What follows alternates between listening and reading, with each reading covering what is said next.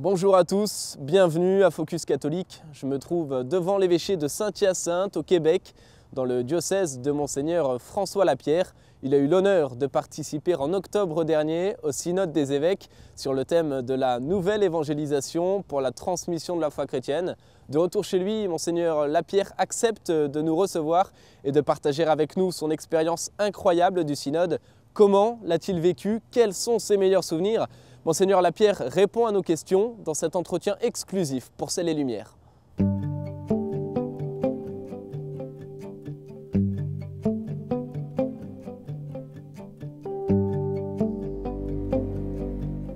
Bonsoir Monseigneur Lapierre. Bonsoir. Merci beaucoup de me recevoir chez vous à l'évêché de Saint-Hyacinthe.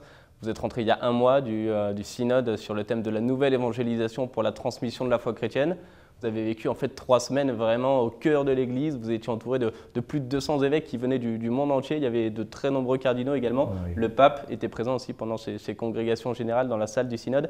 Qu'est-ce que cela vous fait finalement d'avoir été entouré pendant 3 semaines des grands chefs de l'Église? Comment est-ce qu'on se prépare à un tel événement? C'est certainement impressionnant. Moi, je vous dirais que ce que j'ai trouvé impressionnant, j'étais assis à côté d'un évêque du Mali. Et on sait que c'est un pays actuellement qui vit des difficultés très grandes. Alors, de côtoyer, et de l'autre côté, c'était un évêque du Mozambique.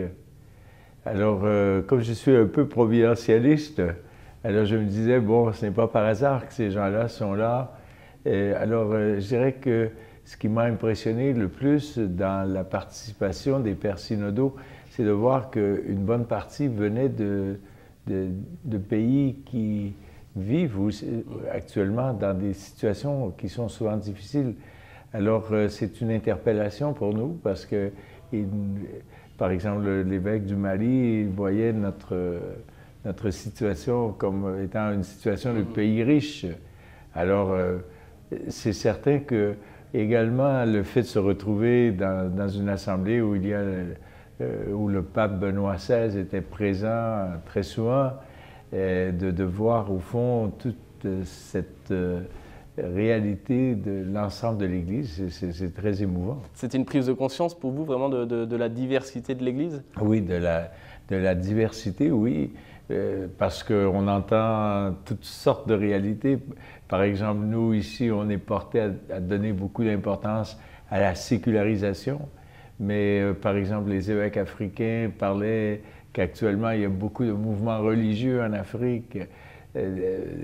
J'ai parlé avec un évêque de l'Irak qui me racontait qu'en Irak, alors c'est une minorité qui vit dans une situation très spéciale au milieu d'une réalité musulmane. Alors toutes ces réalités qui se côtoient dans la même salle, alors, c'est certain que ça nous montre la diversité de l'Église, mais en même temps, la recherche, on sent quand même qu'il y a un point commun, la préoccupation pour l'annonce de l'Évangile aujourd'hui. Parce qu'on avait le sentiment quand même que cette nouvelle évangélisation, elle s'adressait essentiellement, on va dire, peut-être aux pays, aux vieux pays de l'Occident. Est-ce que c'était également le sentiment que vous partagiez ou pas avant ce synode? Je dois dire que je pensais que, pour moi, la nouvelle évangélisation s'adressait d'abord à des pays comme les nôtres, où il y a ce fort phénomène de la sécularisation, l'éloignement d'un bon nombre de catholiques, ou tout au moins l'indifférence. Alors, de gens qui ne sont pas nécessairement des incroyants, mais ne sont pas proches nécessairement de l'Église, ou viennent rarement, une fois de temps en temps, demander un service à l'Église. Mais dans le synode, bien, je me suis rendu compte que quand même, chaque réalité à travers le monde appelle une nouvelle évangélisation, c'est-à-dire que l'Évangile a toujours une nouveauté à apporter. Et par exemple, en parlant avec nos frères de l'Afrique, alors ils voyaient que ce synode était très significatif pour eux également, d'une autre façon que pour nous, mais que c'était une interpellation pour eux aussi, un défi. On va revenir donc sur le thème de la nouvelle évangélisation. Je voudrais simplement, juste avant de vous demander un petit peu comment est-ce que ça se passe en coulisses dans cette assemblée synodale.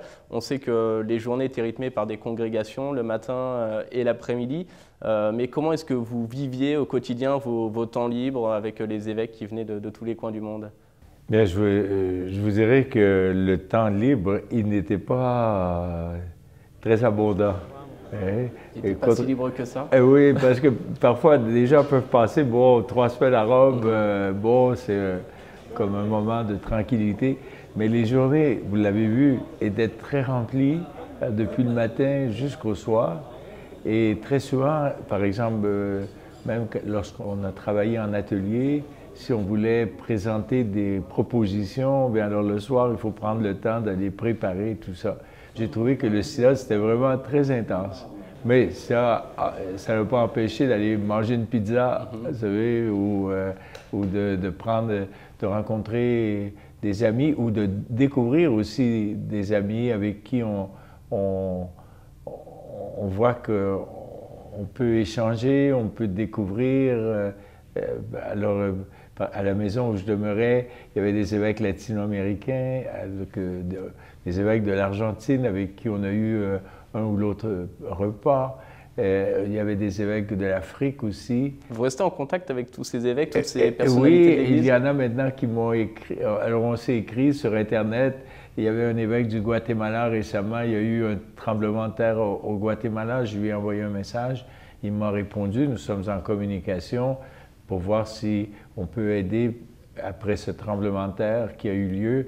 Alors, on voit que donc le synode, ce n'est pas simplement l'échange sur des documents, mais c'est aussi la découverte de gens avec qui on reste en lien. Alors, dans une communication qui n'est pas uniquement sur des questions théologiques ou de la nouvelle évangélisation, mais aussi, par exemple, de voir, comme là, par exemple, cet évêque du Mali, il veut envoyer un prêtre pour étudier, qui peut-être va demeurer ici.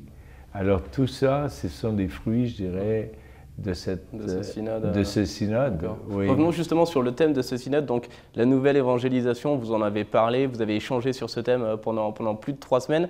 Avec du recul, 1 mois plus tard, qu'est-ce que cela vous inspire? Qu'est-ce que ça vous évoque, la nouvelle évangélisation? Bien, le mot « nouveau », alors c'était une des questions durant le synode. Qu'est-ce qui est nouveau? Qu'est-ce qui est vraiment nouveau? Ça veut dire quoi, la nouvelle évangélisation?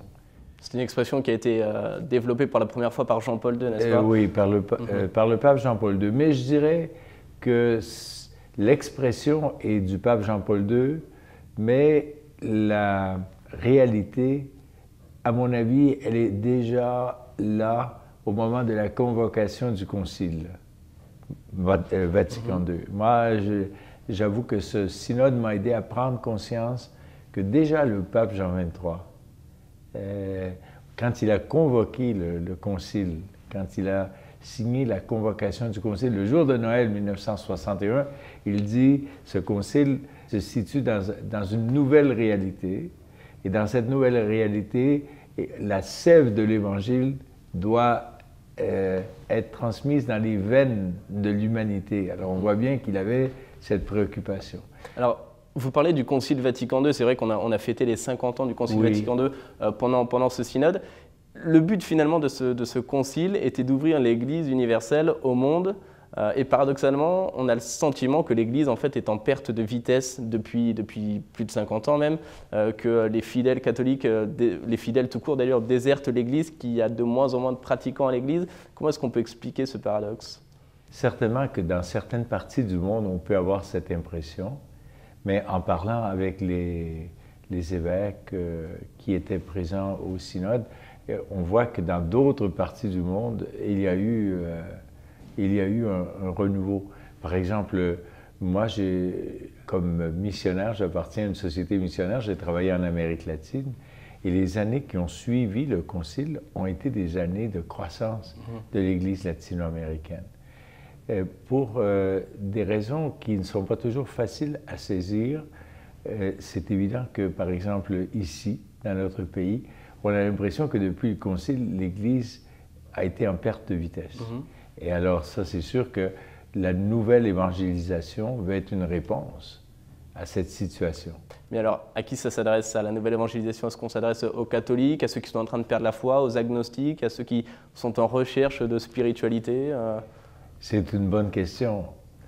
Et durant le synode, ce que j'ai senti, c'est qu'il y avait comme une double préoccupation. D'une part, la préoccupation qu'on pourrait appeler ad intra, c'est-à-dire à l'intérieur de l'Église, les gens qui sont actuellement actifs à l'intérieur de l'Église. Alors, l'importance de retrouver, comme le disait le pape Jean-Paul II, une nouvelle ardeur. Maintenant, comment retrouver cette ardeur de la foi? Alors, durant le synode, il a été beaucoup question de la rencontre, de l'importance de la rencontre. On sait dans nos relations humaines l'importance des rencontres. Bien sûr. Et souvent de l'amitié. Alors, il a été beaucoup question de cette rencontre comme source d'une nouvelle ardeur de la foi. Pourtant, certains détracteurs diront que ce terme de nouvelle évangélisation n'est peut-être pas forcément approprié, que ça laisse entendre comme une sorte de prosélytisme. Qu'est-ce que vous leur répondez? Bien, écoutez, à l'intérieur même du synode, je me souviens que le patriarche maronite au Liban nous a dit, écoutez, la nouvelle évangélisation ne doit pas apparaître comme une nouvelle croisade ou comme une volonté de conquête, parce que encore aujourd'hui, nous a-t-il dit, les musulmans, par exemple, ont l'impression que les chrétiens, que ce soit à travers les guerres de l'Irak ou tout ça, ont encore une mentalité de croisade. Alors, c'est sûr que ce serait une mauvaise façon de voir la nouvelle évangélisation. J'ai aimé ce qu'a dit un évêque italien, Monseigneur Bruno Forte. Il a dit la nouvelle évangélisation, ce n'est pas une réalité non plus linéaire. C'est-à-dire, il ne s'agit pas de dire ce qui se faisait avant, ce n'est pas bien. Mais il a dit la nouvelle la nouveauté, elle est eschatologique, c'est-à-dire que c'est comme un cœur nouveau, un esprit nouveau. Et en même temps, ça dépend un petit peu peut-être de la personne à qui on s'adresse. Vous évoquiez le rapport avec les musulmans. J'imagine qu'on ne transmet pas la foi chrétienne de la même manière à un musulman qu'on pourrait la transmettre à quelqu'un qui recherche une spiritualité autour de lui. Non, c'est sûr. Vous voyez cet évêque d'Irak qui disait on ne peut pas annoncer l'Évangile ouvertement, mais on peut le vivre. On peut le vivre. Alors, c'est sûr que les situations varient, mais cette nouveauté, je dirais,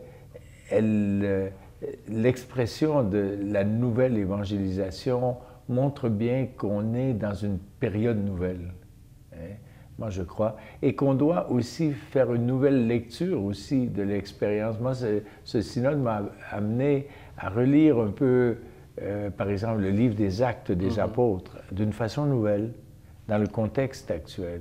Dans l'Église, depuis le Concile, il y a eu quand même aussi une nouvelle saisie du sens du mot évangélisation. Qu'est-ce qui a changé? Dans l'évangélisation, il y a plusieurs éléments. Le pape Paul VI, par exemple, envoyait 7 éléments. Il disait, bon, alors il faut d'abord, un des signes que l'évangélisation est réussie, c'est que il y a une humanité nouvelle. Et durant le synode, l'archevêque de Canterbury a dit, l'évangélisation et l'humanisation, ce ne sont pas deux choses séparées. Quand il y a vraiment l'évangélisation, alors il y a une plus grande humanité, normalement. Alors l'humanité nouvelle, l'importance du témoignage, l'importance d'une communauté, l'importance de l'annonce, de l'annonce du Seigneur, de la présence du Christ. Tous ces thèmes ont été évoqués d'ailleurs pendant le synode. Oui, et ce sont tous des aspects importants qu'on est portés parfois à ne pas voir comme ensemble. Vous voyez? Tous ces thèmes ont été apportés durant le synode. Oui, ils ont été évoqués, on les a développés. Est-ce que vous avez toutefois le sentiment que le synode est passé parfois à côté d'un sujet, ou est-ce que vous avez le sentiment qu'on a ratissé large et que tous les sujets liés à la nouvelle évangélisation ont été abordés par les pères synodaux? C'est certain qu'il y a eu beaucoup d'aspects et j'imagine que l'exhortation post-synodale mettra l'accent sur un ou l'autre peut-être. Mais il y a eu quand même des insistances du synode. Qu'est-ce qui vous a particulièrement marqué, par exemple? Bien, moi, par exemple, j'ai été marqué par le passage biblique qu'on a retenu à la fin du synode dans le message. La Samaritaine qui rencontre Jésus. Ça, je trouve que c'est très intéressant. C'est pour moi lumineux comme façon de voir ce synode. Parce que la Samaritaine, elle n'était pas intéressée à rencontrer Jésus. Parce qu'elle dit d'ailleurs au début, comment toi, un Juif, ça ne fonctionnait pas entre les Juifs et les Samaritains. Et les Samaritains avaient beaucoup de ressentiment. Alors, ça montre donc qu'elle n'était pas intéressée, comme beaucoup de gens aujourd'hui qui ne sont pas trop intéressés à première vue. C'est un passage que l'on peut retrouver dans l'évangile de Jean d'ailleurs. Oui. Qu'est-ce qu'il nous enseigne, ce passage évangélique? Bien, d'une part, à mon avis, l'importance de la rencontre, Et ensuite de ça, voyez-vous, cette femme, elle avait eu 5 maris, elle vivait avec un autre.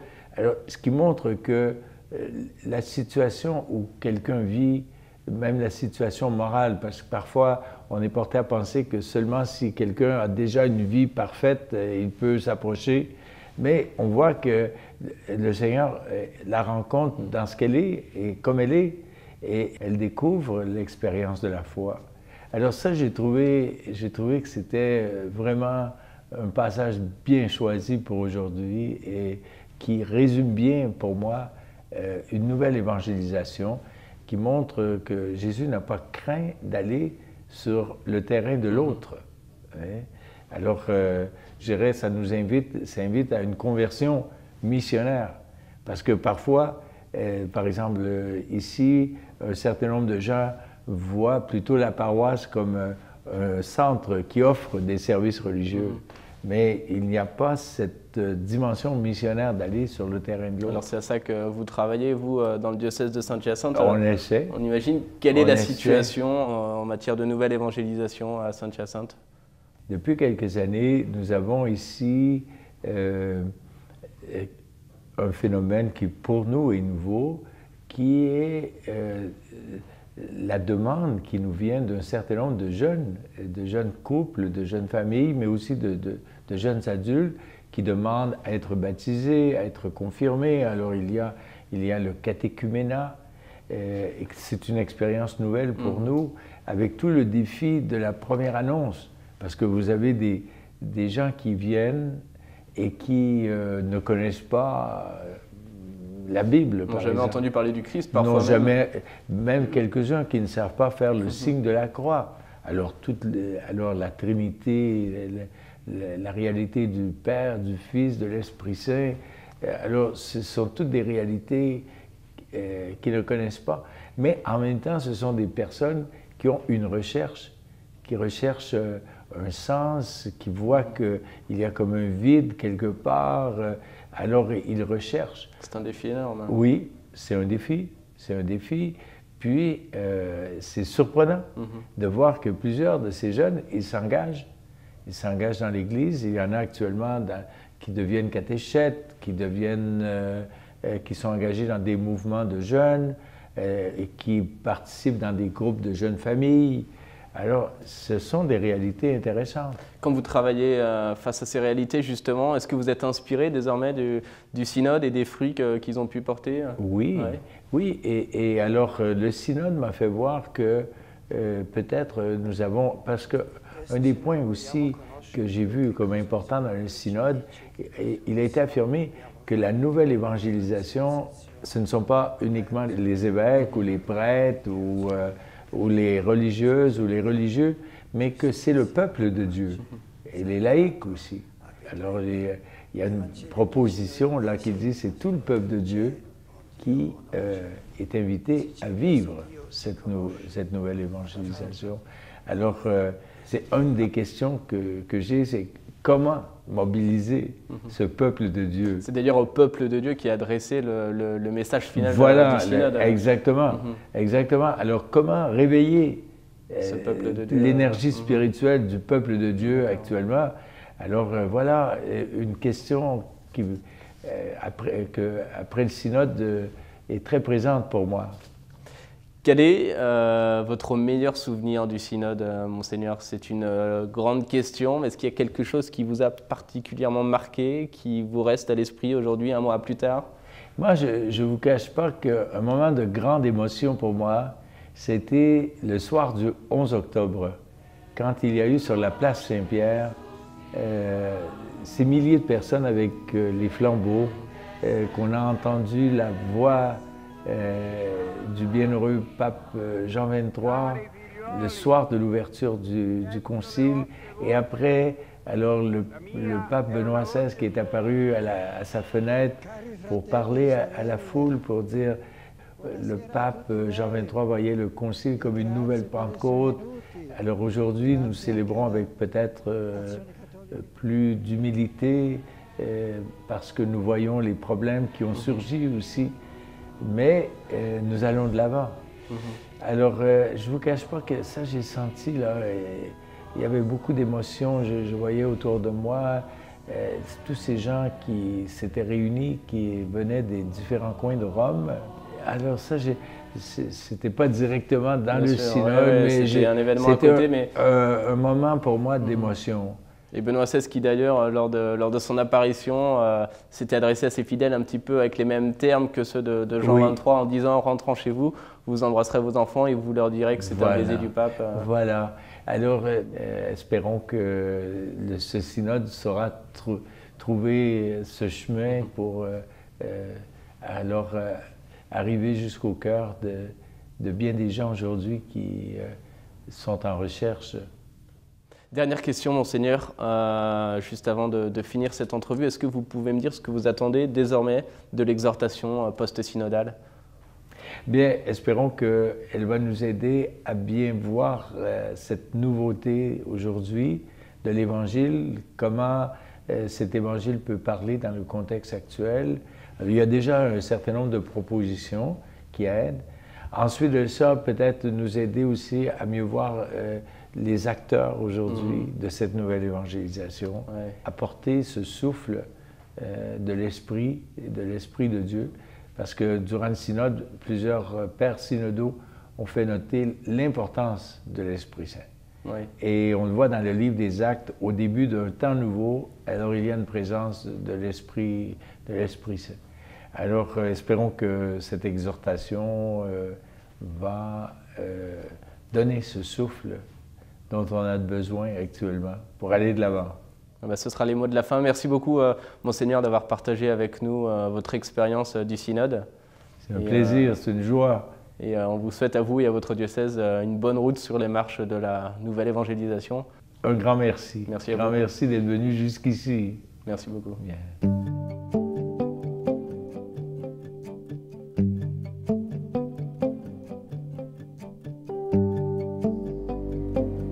Mondialisation, sécularisation, c'est dans ce contexte que s'est déroulé le synode des évêques sur la nouvelle évangélisation. Des difficultés qui ne doivent laisser aucune place au pessimisme. Au contraire, chacune d'elles doit être l'occasion d'annoncer le message du Christ. Mais pour annoncer l'évangile, l'Église rappelle qu'il faut être soi-même évangélisé. Elle lance donc, à travers les conclusions de ce synode, un appel à la conversion, en commençant par elle-même.